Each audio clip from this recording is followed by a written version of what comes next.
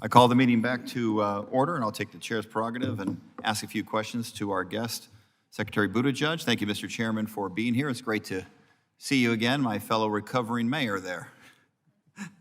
Phoenix Sky Harbor Airport received a build grant for its Northside Rail expansion project to allow the airport to meet its growing needs.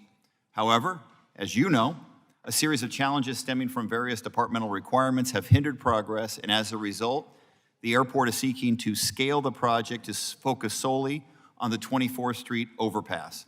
Because the obligation date for the grant is rapidly approaching, the airport is at high risk of losing these critical federal funds. Mr. Secretary, this project is important to the city of Phoenix and to Sky Harbor's future growth. Will your department support our efforts to extend the period of eligibility for the grant and work with the airport on this modified project so it does not lose these critical federal funds? So our goal, of course, is for every grant recipient to succeed when funds are awarded. In this case, it was 2019 funding. I believe the issue here had to do with meeting the obligation deadline with the proposed change in scope that they had. But we'd be happy to follow up and engage your staff to explore anything we can do to be supportive in the context. We really appreciate working closely with you to make sure we retain those critically important federal funds. Arizona is one of the fastest growing states in the nation, and we have real transportation needs. To meet these demands of our growing population, we must invest in our interstate highways. Interstate 10 is a key corridor connecting Phoenix and Tucson, yet there is still a large section that is only 2 lanes, creating traffic bottlenecks for the more than 110,000 vehicles per day that utilize it. And we need new highways to move commerce and people, like Interstate 11, to link the last 2 metropolitan areas in the country, Phoenix and Las Vegas, that are not connected by an interstate.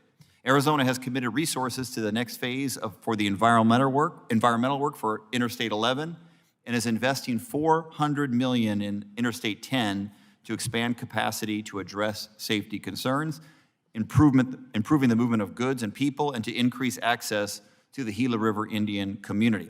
But Arizona cannot meet these growing needs on its own. It does need a strong federal partner. Mr. Secretary, do you agree that the mega grant program should focus on projects of this size and scope, like the expansion of I-10 and construction of I-11, that cannot be done by the state alone with its annual formula dollars, to ensure the federal government is a full partner on these projects that have impacts on regional and national mobility and commerce?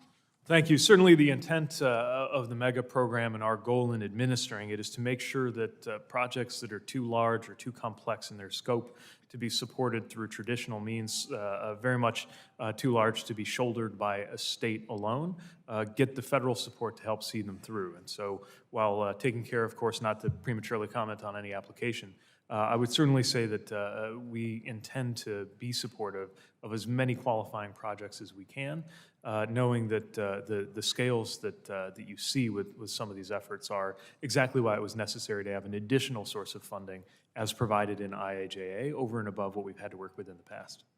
All right, Mr. Secretary, I want to talk about one final issue, and that is passenger rail service. Phoenix is the largest city in the United States without access to passenger rail service. As other communities have gained access to passenger rail, they've experienced significant new economic opportunity. But my state, unfortunately, has missed out. I'm hopeful that will change, and there is reason for optimism. Amtrak has proposed connecting Arizona's 2 large and fast-growing metropolitan areas, Phoenix and Tucson, with frequent and reliable passenger rail service. Mr. Secretary, in your opinion, what can we do to best support the Tucson-Phoenix West Valley rail line? Well, the framework that I think will allow us to support efforts like this is the fact that the overall funding for passenger rail includes a set of funds that is specifically for looking beyond the Northeast Corridor. Of course, a lot of the attention is on the Northeast Corridor, but a lot of the need is elsewhere. So the FRA has issued a framework for a corridor identification and development program. This came out in May, and the first project pipeline should be issued within a year, so next May. And that's one of the places I think would be natural to look in the context of the federal-state partnership that got extraordinarily enhanced funding through the Infrastructure Investment and Jobs Act of had the pleasure of arriving by train in Flagstaff, and certainly understand why there's a need and appetite for that kind of service further south.